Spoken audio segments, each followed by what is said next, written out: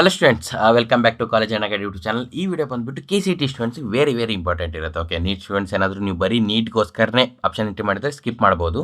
ಮತ್ತು ನೀವು ಬ್ಯಾಕಪ್ಗೋಸ್ಕರ KCT option entry ಮಾಡಿದ್ರೆ ಮತ್ತು ನೀಟ್ಗೋಸ್ಕರ ಇದು ಮಾಡಿದ್ರೆ ಅಂದರೆ ವೆರಿ ಇಂಪಾರ್ಟೆಂಟ್ ಇರುತ್ತೆ ನೋಡಿ.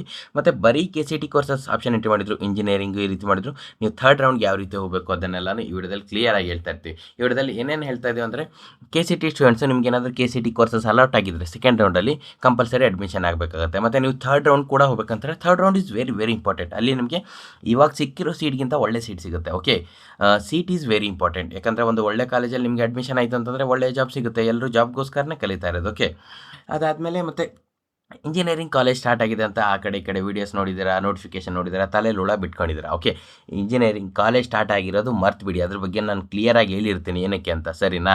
ಆಮೇಲೆ ಮತ್ತು ನೀವು ಥರ್ಡ್ ರೌಂಡ್ಗೆ ಹೋಗ್ಬೇಕಂತಂದರೆ ಹೇಗೆ ಮಾಡಬೇಕು, ಸೇಫಾಗಿ ನಾನು ಥರ್ಡ್ ರೌಂಡ್ ಅಟೆಂಡ್ ಆಗಬೇಕು, ಇವಾಗ ಸಿಕ್ಕಿರೋ ಸೀಟ್ ಕೂಡ ಸೇಫಾಗಿರಬೇಕು ಅಂತಂದರೆ ಅದಕ್ಕೆಲ್ಲನೂ ಪ್ರೊಸೀಜರ್ಸ್ ಇರುತ್ತೆ. ಅದನ್ನು ಕ್ಲಿಯರಾಗಿ ಒಂದೊಂದಾಗಿ ಹೇಳ್ತಾ ಹೋಗ್ತೀನಿ.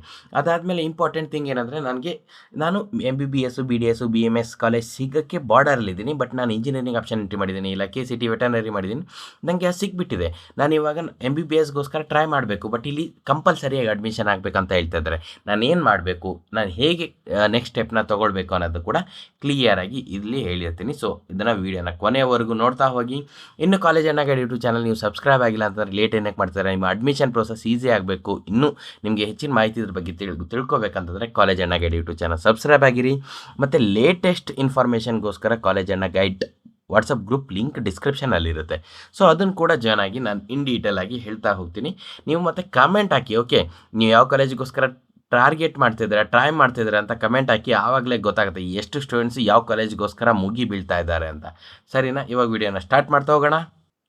ಸ್ಟೂಡೆಂಟ್ಸ್, ಈ ಕಾಲೇಜ್ ಸ್ಟಾರ್ಟ್ ಆಯಿತು, ಇಂಜಿನಿಯರಿಂಗು ಸಿಲೆಬಸ್ ಹೇಗೆ ಕಂಪ್ಲೀಟ್ ಆಗ್ತಾ ಇದೆ, ಇದೆಲ್ಲ ಟೆನ್ಷನ್ ತಗೊಳ್ಳೋದು ಬಿಟ್ಬಿಡಿ. ಫಸ್ಟ್ ಟಾರ್ಗೆಟ್ ನಿಮ್ದು ಏನಂದರೆ ಒಂದು ಒಳ್ಳೆ ಕಾಲೇಜಲ್ಲಿ ನಿಮಗೆ ಸೀಟ್ ಸಿಗೋದು. ಓಕೆ, ಒಂದು ಒಳ್ಳೆ ಕಾಲೇಜಲ್ಲಿ ಸೀಟ್ ಸಿಕ್ಕರೆ ಒಂದು ಸೆಮಿಸ್ಟರ್ ಹೋದ್ರೂ ಪರವಾಗಿಲ್ಲ ಗುರು, ಫಸ್ಟ್ ನಿಮ್ಗೆ ಒಂದು ಒಳ್ಳೆ ಕಾಲೇಜಲ್ಲಿ ಸೀಟ್ ಸಿಗಬೇಕು. ಒಳ್ಳೆ ಕಾಲೇಜಲ್ಲಿ ಸೀಟ್ ಸಿಕ್ಕರೆ ಒಳ್ಳೆ ಕಂಪ್ನೀಸು ಪ್ಲೇಸ್ಮೆಂಟ್ ಅಲ್ಲಿಗೇನೆ ಬರುತ್ತೆ. ಆವಾಗ ನಿಮ್ದು ಏನಾದರೂ ಅಂದರೆ ಸಬ್ಜೆಕ್ಟ್ ಬ್ಯಾಕ್ಲಾಗ್ ಇದ್ದರೂ ಕೂಡ ನಿಮ್ಮ ಪ್ಲೇಸ್ಮೆಂಟ್ ಆಗುತ್ತೆ. ಟಾಪ್ ಕಾಲೇಜಲ್ಲಿ ನಿಮಗೆ ಇಂಜಿನಿಯರಿಂಗ್ ಸೀಟ್ ಸಿಕ್ಕರೆ ಅವಾಗ ಏನಂತಂದರೆ ಒಳ್ಳೆ ಜಾಬ್ ಸಿಗುತ್ತೆ, ಒಳ್ಳೆ ಪ್ಯಾಕೇಜ್ ಸಿಗುತ್ತೆ, ಆಮೇಲೆ ನಿಮ್ಮ ಲೈಫ್ ಸೆಟ್ಲ್ ಆಗುತ್ತೆ. ಓಕೆ, ನೀವಿಲ್ಲ ನಾನು ಸಿಲೆಬಸ್ ಕಂಪ್ಲೀಟ್ ಆಗ್ತಾ ಇದೆ ಅಂತ ಯಾವ್ದು ಸಿಗುತ್ತೆ ಕಾಲೇಜ್ ಅದರಲ್ಲೇ ಹೋಗಿ ಅಡ್ಮಿಷನ್ ಆಗಿಬಿಟ್ಟು ಅದರಲ್ಲೇ ಕಂಟಿನ್ಯೂ ಮಾಡ್ತೀನಿ ಅಂತಂದರೆ that is not very good, I guess. Okay, ಎಲ್ಲರೂ ಇವಾಗ ಮಾಡ್ತಿರೋದು ಒಂದು ಜಾಬ್ಗೋಸ್ಕರನೇ. ಸೊ ಅದಕ್ಕೋಸ್ಕರ ಅದನ್ನು ತಲೆಯಲ್ಲಿ ಇಟ್ಕೊಂಡ್ಬಿಟ್ಟು ನೀವೇನು ಮಾಡ್ತೀರಾ ಅಂತಂದರೆ, ಸೆಕೆಂಡ್ ರೌಂಡಲ್ಲಿ ನಿಮಗೆ ಸೀಟ್ ಸಿಕ್ಕಿರೋದು ಇಷ್ಟ ಇದ್ದರೂ ಓಕೆ, ಇಲ್ಲಾಂದರೂ ಅಡ್ಮಿಷನ್ ಆಗಲೇಬೇಕಾಗುತ್ತೆ. ಅಡ್ಮಿಷನ್ ಆಗಿ ಯಾವ ರೀತಿ ಅಂತಂದರೆ ನೀವು KAಗೆ ಫೀಸ್ ಪೇಮೆಂಟ್ ಮಾಡಬೇಕಾಗುತ್ತೆ. ಆಮೇಲೆ ನಿಮ್ಮ ಕಾಲೇಜ್ ರಿಪೋರ್ಟ್ ಮಾಡಿಬಿಟ್ಟು ಡಾಕ್ಯುಮೆಂಟ್ಸ್ ಎಲ್ಲನೂ ಸಬ್ಮಿಟ್ ಮಾಡಬೇಕಾಗುತ್ತೆ. ಆಮೇಲೆ ಥರ್ಡ್ ರೌಂಡ್ಗೆ ನೀವು ಪಾರ್ಟಿಸಿಪೇಟ್ ಮಾಡಬೇಕಾಗುತ್ತೆ. ಥರ್ಡ್ ರೌಂಡ್ಗೆ ಯಾವ ರೀತಿ ಪಾರ್ಟಿಸಿಪೇಟ್ ಮಾಡಬೇಕಾಗುತ್ತೆ ನಾನು ಅಂತಂದರೆ,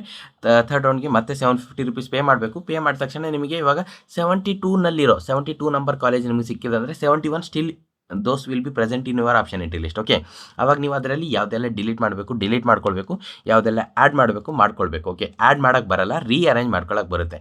ಓಕೆ, ನಿಮ್ಗೆ ಫಾರ್ ಎಕ್ಸಾಂಪಲ್ EC ಕಾಲೇಜ್ ಸಿಕ್ಕಿದೆ, ಒಂದು ರೇವಾ ಕಾಲೇಜಲ್ಲಿ EC ಬ್ರಾಂಚ್ ಸಿಕ್ಕಿದೆ ಅಂದ್ಕೊಳ್ಳಿ. ಅವಾಗ ಏನಂತಂದರೆ ನೀವು CS ಟ್ರೈ ಮಾಡ್ತಿದ್ರೆ ಅಂದರೆ EC ಮತ್ತು EEE ಸಿವಿಲ್ ಯಾವುದಾದ್ರೂ ಬ್ರಾಂಚಸ್ ಇದ್ದರೆ ಎಲ್ಲನೂ ಡಿಲೀಟ್ ಮಾಡಿಬಿಟ್ಟು ಓನ್ಲಿ CS ಹಾಕಿರಿ. ಅವಾಗ CS ಅಲ್ಲಿ ನಿಮ್ಮ ರ್ಯಾಂಕಿಗೆ ಯಾವುದಾದ್ರೂ ಸೀಟ್ ಉಳ್ಕೊಂಡಿದ್ರೆ, ಮ್ಯಾಚ್ ಆಗೋ ಥರ ಇದ್ದರೆ ನಿಮ್ಮ ಆಪ್ಷನ್ ಎಂಟ್ರಿ ಲಿಸ್ಟಿಗೆ ಅವಾಗ ಸಿಕ್ಬಿಡುತ್ತೆ. ಅವಾಗ ಏನಾಗುತ್ತೆ ಅಂತಂದರೆ ನೀವು KEನಲ್ಲಿ ಫೀಸ್ ಇರುತ್ತಲ್ವ, ಅದು ಅಲ್ಲಿಗೆ ಕನ್ವರ್ಟ್ ಆಗುತ್ತೆ. ನೀವು ಏನೂ ತಲೆ ಕೆಡಿಸ್ಕೊಳ್ಳೋ ಅವಶ್ಯಕತೆ ಇಲ್ಲ. ಆ ಡಾಕ್ಯುಮೆಂಟ್ಸ್ ಏನಿರುತ್ತಲ್ವ ನೀವು ಕಾಲೇಜಲ್ಲಿ ಕೊಟ್ಟಿರೋದು ಅದನ್ನು ತಗೊಳ್ಳೋ ಜವಾಬ್ದಾರಿ ನಿಮ್ದಿರುತ್ತೆ. ಬಟ್ KEನವ್ರು ಇನ್ಸ್ಟ್ರಕ್ಟ್ ಮಾಡಿದ್ದಾರೆ ಕಾಲೇಜ್ಗಳಿಗೆ, ಡಾಕ್ಯುಮೆಂಟ್ಸ್ ನೀವು ಕಂಪಲ್ಸರಿ ಕೊಡಲೇಬೇಕಂತ. ಅವಾಗ ಕೊಡ್ತಾರೆ, ನಿಮ್ಗೆ ಯಾವುದೇ ರೀತಿಯ ತೊಂದರೆ ಮಾಡೋದಿಲ್ಲ.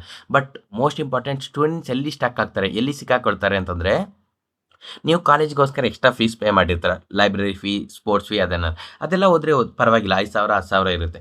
But most of the students ಏನಂದರೆ, ನಂಗೆ ಹಾಸ್ಟೆಲ್ ಸಿಗುತ್ತೋ ಇಲ್ಲ, ಅವ್ರ ಕಾಲೇಜವರು ನಿಮ್ಮ ತಲೆಯಲ್ಲಿ ಹುಳ ಬಿಡ್ತಾರೆ. ಏನಂತ ಅಂದರೆ, ನಿಮ್ಗೆ ಹಾಸ್ಟೆಲ್ ಸಿಗಲ್ಲ, ಹಾಸ್ಟೆಲ್ ಫುಲ್ ಆಗುತ್ತೆ. ಯಾರೂ ಕಾಲೇಜ್ ಹಾಸ್ಟೆಲಲ್ಲಿ ಉಳ್ಕೊಳ್ಳೋದೇ ಇಲ್ಲ.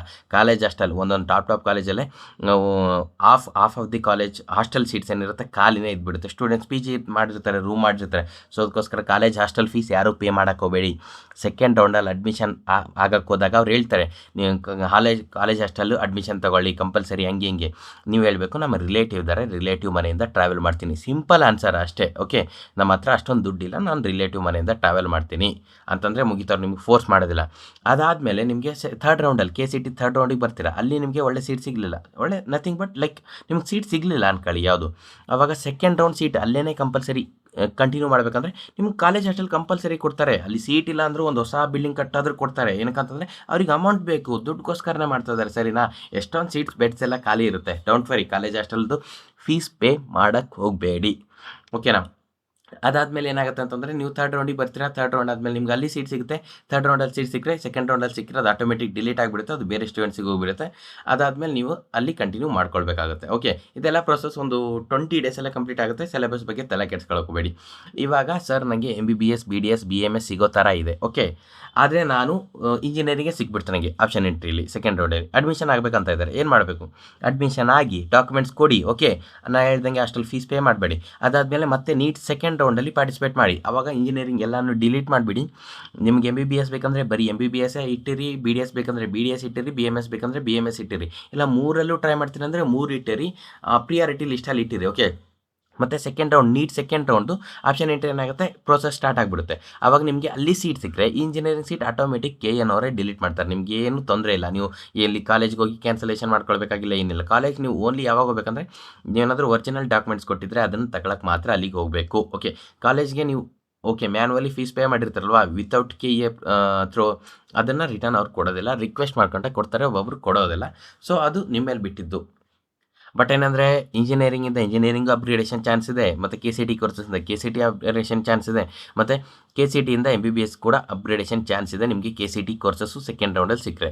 ಸೊ ಅದ್ರ ಬಗ್ಗೆ ಏನೂ ತಲೆ ಕೆಡಿಸ್ಕೊಳ್ಬೇಡಿ, ನೀವು ಕಂಟಿನ್ಯೂ ಆಗಿ ಪಾರ್ಟಿಸಿಪೇಟ್ ಮಾಡಿ. ಮತ್ತು ಅದಾದಮೇಲೆ ಏನಂತಂದರೆ ನಾನು ಅದನ್ನೇ ಹೇಳ್ತಾ ಇದ್ದೀನಿ, KCT ಥರ್ಡ್ ರೌಂಡು ಸ್ವಲ್ಪ ರಿಸ್ಕ್ ಇರುತ್ತೆ, ಓಕೆ. ರಿಸ್ಕ್ ಇರುತ್ತೆ, ಹಂಗಂತ ನಿಮ್ಗೆ ಸಿಕ್ಕಿರೋ ಸೀಟೆಲ್ಲ ಏನು ಕ್ಯಾನ್ಸಲ್ ಆಗ್ತಾ ಇಲ್ಲ. ಸೊ ಅದ್ರ ಬಗ್ಗೆ ತಲೆ ಕೆಡಿಸ್ಕೊಳ್ದೇ ನೀವು ಪಾರ್ಟಿಸಿಪೇಟ್ ಮಾಡಿ. ಏನು ನೀವು ವಿಚಾರ ಮಾಡಬಾರ್ದು ಅಂತಂದರೆ ಒಂದೇ, ನಿಮ್ಮ ಕಾಲೇಜ್ ಸಿಲೆಬಸ್ ಹೋಗ್ತಾ ಇದೆ, ಕ್ಲಾಸಸ್ ಸ್ಟಾರ್ಟ್ ಆಗಿದೆ. ಕಾಲೇಜವ್ರು ಯಾರಿಗೆ ಪಾಠ ಮಾಡ್ತಾರೆ ಹೇಳಿ? ಗೋಡೆಗೆ ಪಾಠ ಮಾಡ್ತಾರೆ. ಸ್ಟೂಡೆಂಟ್ಸ್ ನೀವೇ ಹೋಗಿ ಅಡ್ಮಿಷನ್ ಆಗಲಿಲ್ಲ, ನೀವೇ ಹೋಗಿ ಕ್ಲಾಸ್ ಅಟೆಂಡ್ ಆಗ್ತಿಲ್ಲ ಅಂತಂದರೆ ಏನು ಗೋಡೆಗೆ ಪಾಠ ಮಾಡಿಬಿಟ್ಟು ಹೋಗ್ತಾರೆ? ಗೋಡೆಗೆ ಇಂಟರ್ನಲ್ಸ್ ಎಕ್ಸಾಮ್ ತೊಗೊಳ್ತಾರೆ, ಎಕ್ಸಾಮ್ ಎಲ್ಲ ಗೋಡೆಗೆ ತಗೊಳ್ತಾರೆ. ಅದೆಲ್ಲ ಫಸ್ಟು ತಲೆಯಿಂದ ಅದು ರಿಮೂವ್ ಮಾಡಿಬಿಡಿ. ಓನ್ಲಿ 20,000 ಸ್ಟೂಡೆಂಟ್ಸ್ ಅಡ್ಮಿಷನ್ ಆಗಿದ್ದಾರೆ 3 ಲ್ಯಾಕಲ್ಲಿ ಆಲ್ ಓವರ್ ಕರ್ನಾಟಕ.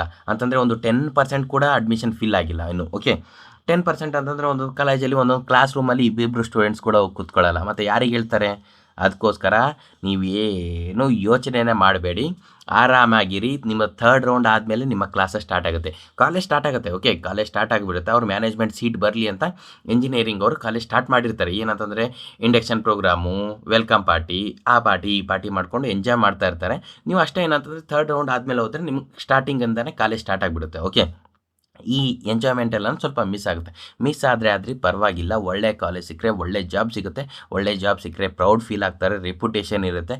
ನಿಮ್ಮ ಪೇರೆಂಟ್ಸ್ಗೂ ನಿಮಗೆ ಒಂದು ಅವ್ರು ಏನು ಪ್ರಯತ್ನ ಪಡ್ತಾ ಇದ್ದಾರೆ, ಅವ್ರು ಏನು ಕಷ್ಟಪಡ್ತಾ ಇದ್ದಾರೆ, ಅದಕ್ಕೆ ಫಲ ಸಿಕ್ಕಂಗಿರುತ್ತೆ ನಿಮ್ಗೆ ಒಂದು ಒಳ್ಳೆ ಕಾಲೇಜ್ ಸಿಕ್ಕರೆ, ಓಕೆ. ಒಳ್ಳೆ ಕಾಲೇಜಲ್ಲಿ ಯಾವುದೇ ಬ್ರ್ಯಾಂಚ್ ಇರಲಿ, ಸಿವಿಲ್, ಮೆಕ್ಯಾನಿಕಲ್ ಯಾವುದೇ ಇರಲಿ, ನಿಮಗೆ ಒಂದು ಒಳ್ಳೆ ಕಾಲೇಜಲ್ಲಿ ಸಿಕ್ಕರೆ 100% ಪ್ಲೇಸ್ಮೆಂಟ್ಸ್ ಇರುತ್ತೆ, ಓಕೆ. RV ಕಾಲೇಜ್ ಈ ರೀತಿಯಲ್ಲೇ ಅಲ್ಲಿ ಮೆಕ್ಯಾನಿಕಲ್ಗೆ 8 ಲಕ್ಷ 10 ಲಕ್ಷ ಪ್ಯಾಕೇಜ್ ಇರುತ್ತೆ RV ಕಾಲೇಜಲ್ಲೆಲ್ಲ. ಆ ರೀತಿ ಕಾಲೇಜ್ ಸಿಕ್ಕರೆ ಏನು ತಲೆ ಕೆಡಿಸ್ಕೊಳ್ದೇ ಅಡ್ಮಿಷನ್ ಆಗಿಬಿಡಿ. ಮತ್ತು ಏನಂತಂದರೆ ಇದು ಇಂಜಿನಿಯರಿಂಗ್ ಸ್ಟಾರ್ಟ್ ಆಗ್ತಾ ಇದೆ, ಅದಾಗ್ತದೆ ಇದಾಗ್ತದೆ ವೀಡಿಯೋಸ್ ಬಂದರೆ ಸ್ವಲ್ಪ ಇಗ್ನೋರ್ ಮಾಡಿ. ಅದರಿಂದ ಸ್ಟೂಡೆಂಟ್ಸ್ ಏನಾಗ್ತಾರೆ, ಹೈಪ್ ಆಗ್ತಾ ಇದ್ದಾರೆ ಅಂತಂದರೆ ಟೆನ್ಷನಲ್ಲಿ ಬೀಳ್ತಾ ಇದ್ದಾರೆ ಅಂತ ನಾನು ಕೇಳ್ಪಟ್ಟೆ. ಕಾಲೇಜ್ ಎಂದೆಂದೂ ಸ್ಟಾರ್ಟ್ ಆಗಲ್ಲ. Without students there is no class, there is no exam, there is nothing, okay. with students only college is there, hostel is there, exams are there, syllabus is there, everything with students, okay. ಮತ್ತು ಕಾಲೇಜವ್ರು ಕೂಡ ಎಂದೆಂದು class start ಮಾಡೋದಿಲ್ಲ. ಅವ್ರದ್ದು main target ಏನಿರುತ್ತೆ ಗೊತ್ತಾ? First 100% seat fill ಮಾಡಬೇಕು ಅವ್ರ ಕಾಲೇಜಲ್ಲಿ. ಅವ್ರು ಅದರಲ್ಲೇ ಅಡ್ಮಿಷನ್ ಪ್ರೋಸೆಸ್ಸಲ್ಲೇ ಇರ್ತಾರೆ. ನೀವು ಕ್ಲಾಸಿಗೆ ಹೋಗಿದ್ರು ಕೂಡ ನಿಮ್ಮದು ಅಸಿಸ್ಟೆಂಟ್ ಲೆಕ್ಚರ್ಸ್ ಏನಿರ್ತಾರೆ ಅವ್ರು ಬಂದುಬಿಟ್ಟು ನಿಮಗೆ ಪಾಠ ಮಾಡ್ತಾ ಇರ್ತಾರೆ. ಮೇನ್ ಲೆಕ್ಚರ್ಸು ಥರ್ಡ್ ರೌಂಡ್ ಆದಮೇಲೆ ಬಂದು ನಿಮಗೆ ಪಾಠ ಮಾಡ್ತಾರೆ. ಸೊ ಅದನ್ನೇನು ತಲೆ ಕೆಡಿಸ್ಕೊಳ್ದೇನೆ ಕಮೆಂಟ್ ಹಾಕಿ ಏನು ಅನಿಸ್ತಾ ಇದೆ, ಏನಿಲ್ಲ, ಮತ್ತು ನಿಮ್ಗೆ ಏನು ಇನ್ಫಾರ್ಮೇಷನ್ ಬೇಕು. ನೆಕ್ಸ್ಟ್ ವೀಡಿಯೋ ವೆರಿ ಇಂಪಾರ್ಟೆಂಟ್ ಇರುತ್ತೆ, ಓನ್ಲಿ ನೀಟ್ ಸ್ಟೂಡೆಂಟ್ಸಿಗಿರುತ್ತೆ. ಮತ್ತು KCT ಸ್ಟೂಡೆಂಟ್ಸಿಗೂ ಕೂಡ ನಾಳೆ ಎಲ್ಲನೂ ಇಂಪಾರ್ಟೆಂಟ್ ವೀಡಿಯೋಸ್ನ ಶೇರ್ ಮಾಡ್ತಾ ಇರ್ತೀವಿ. ಮತ್ತು ಸಿಗೋಣ ನೆಕ್ಸ್ಟ್ ವೀಡಿಯೋದಲ್ಲಿ. ಕಾಲೇಜ್ ಅಣ್ಣ ಗೈಡ್ ಯೂಟ್ಯೂಬ್ ಚಾನಲ್ ಸಬ್ಸ್ಕ್ರೈಬ್ ಮಾಡ್ಕೊಳ್ಳಿ. ನಿಮ್ಮ ಸ್ಕಾಲರ್ಶಿಪ್ ಕೂಡ ಹೆಂಗೆ ತಗೊಳ್ಬೇಕು ಈಸಿಯಾಗಿ ಅಂತ ನಾವು ಹೇಳ್ತೀವಿ.